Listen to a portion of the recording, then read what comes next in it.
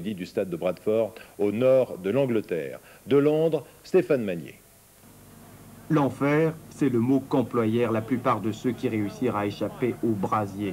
Le feu s'est d'abord déclaré dans un angle des tribunes, sous les gradins, puis tout est allé très vite. Sous l'effet d'un vent violent, l'incendie s'est rapidement propagé à l'ensemble de la tribune, alors que les spectateurs et même les policiers commençaient à peine à réaliser ce qui se produisait. En 4 minutes, ce fut l'horreur et la panique, des centaines d'hommes, de femmes et d'enfants sautant par-dessus les barrières pour se réfugier sur la pelouse, des corps inanimés traînés hors de la fournaise, des torches humaines, un drame auquel des millions de Britanniques impuissants purent assister par l'intermédiaire des caméras de télévision qui retransmettaient le match.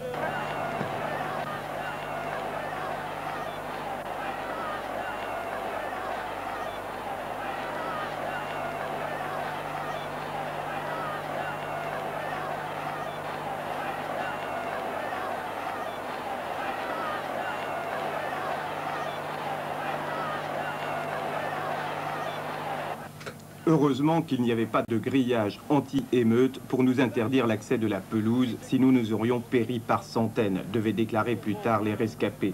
Ce fut la seule circonstance favorable, car tout le reste s'est ligué pour donner à cet incendie l'ampleur d'une catastrophe. Le stade, d'abord, l'un des plus vieux d'Angleterre, datant de 1902, est construit en bois avec des sièges de polypropylène hautement inflammables. L'heure ensuite, juste avant la mi-temps, alors que les portes du stade étaient encore fermées pour empêcher l'entrée des resquilleurs.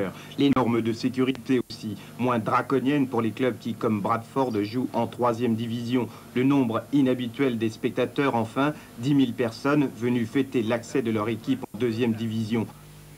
Toute la nuit et ce matin encore, les pompiers fouillaient les décombres à la recherche des corps des victimes et d'indices permettant d'établir les causes du sinistre encore non élucidées. C'était le dernier match de la saison. Cet été, le stade aurait dû être entièrement